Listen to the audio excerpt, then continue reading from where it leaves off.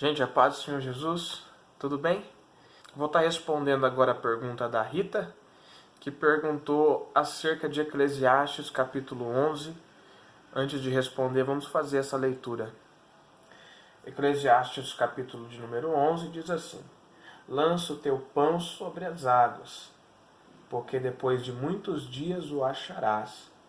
Reparte com 7, e ainda até com 8, porque não sabes que mal haverá sobre a terra.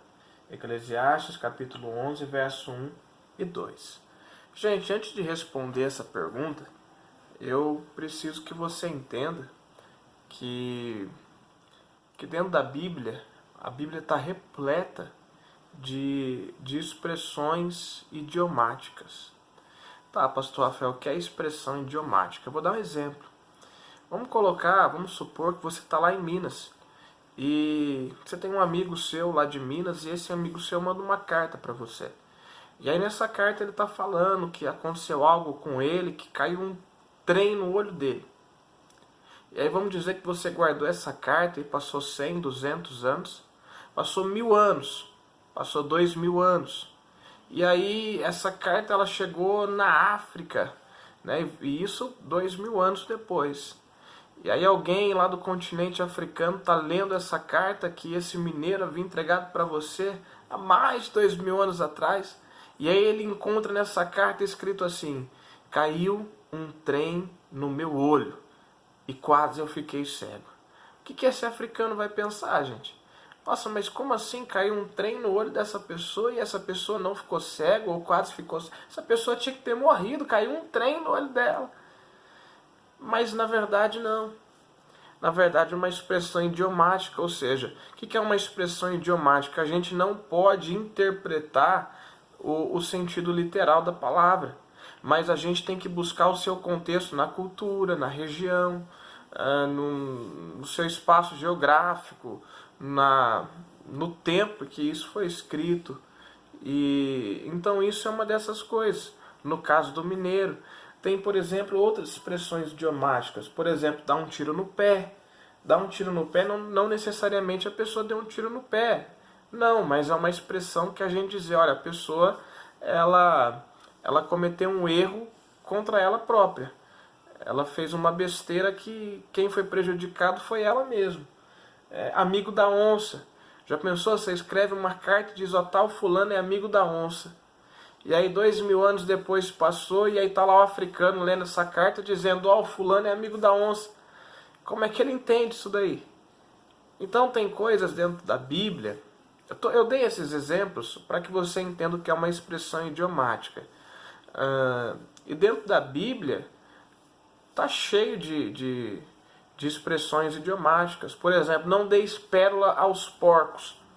Gente, quem que vai dar pérola aos porcos? Mas na verdade é uma expressão idiomática, não é para se levar ao pé da letra. Na verdade, essa palavra de não dê pérolas aos porcos está dizendo que para você não ficar perdendo tempo buscando, ensinando a doutrina, a palavra do Senhor para quem não quer nada com nada. É esse o significado.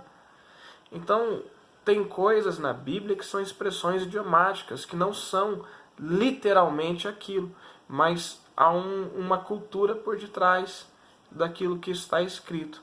E essa palavra de Eclesiastes é uma delas. Para pensar comigo, olha, lança o teu pão sobre as águas. Vamos colocar aqui, vamos imaginar isso se fosse literalmente falando. Você pegou o seu pão, está comendo o seu pão e não, vamos parar de comer e eu vou lançar, eu vou jogar esse meu pão sobre as águas. E aí o texto continua dizendo, porque depois de muitos dias o acharás. Será que vai achar mesmo? Não vai. Por quê? Porque o texto não é para ser interpretado literalmente, ao pé da letra. Mas ele é uma expressão idiomática. Ele está falando acerca de você estar plantando. O historiador pastor Rodrigo Silva, ele deixa alguns dados muito interessantes acerca dessa palavra, que eu acredito que seja o contexto, a cultura que ela foi escrita. Esse pão ele representa, ele simboliza não o pão literal, mas ele simboliza o trigo. O pão ele era feito com trigo, ele era dissolvido em água, se colocava um pouco de azeite, uma pitada de sal, jogava para o fogo, está pronto o pão. O pastor Rodrigo Silva vai dizer e vai apontar dados que essa expressão daquele povo daquela época acerca do lança o pão sobre as águas não era o pão literal, mas era o trigo, era o grão de trigo. Por que ele deixa esse dado? Porque na época só chovia 2 vezes ao ano. A primeira chuva servia para eles plantar. Porque conforme chovia, havia poças de água, a terra ficava mole. Por quê? Porque como só chovia 2 vezes por ano, então a terra ficava endurecida. E não havia possibilidade de você plantar, não tinha como. Você só conseguia plantar mediante a chuva. Então, quando chovia, essa passagem ela vai motivar o cidadão, a pessoa, a plantar desse grão de trigo. Porque às vezes o grão de trigo estava acabando. Eles só tinham 2 refeições ao dia.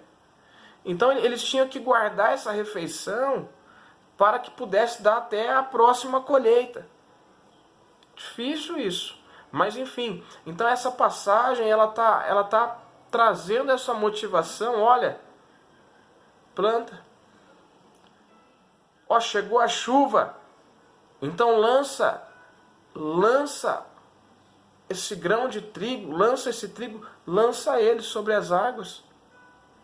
Planta ele, porque depois de muitos dias, porque depois vai ter que esperar a próxima chuva agora.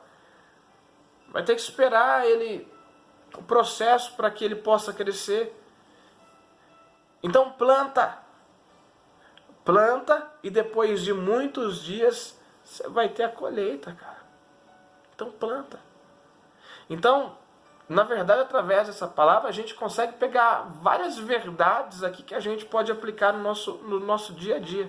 Mas eu quero buscar apenas que você compreenda o sentido dessa palavra, que é uma expressão idiomática, ou seja, nós não podemos levar ao pé da letra. Mas segundo a cultura, segundo o historiador também, pastor Rodrigo Silva, como eu havia mencionado, isso está fazendo uma representação do grão de trigo que, quando chove, na medida que chove, essa palavra nos impulsiona o agricultor, essa pessoa que vai plantar, a plantar esse grão de trigo.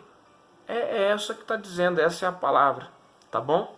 Eu espero ter explicado para você, minha irmã Rita, e demais alunos do CETASC. Deus abençoe.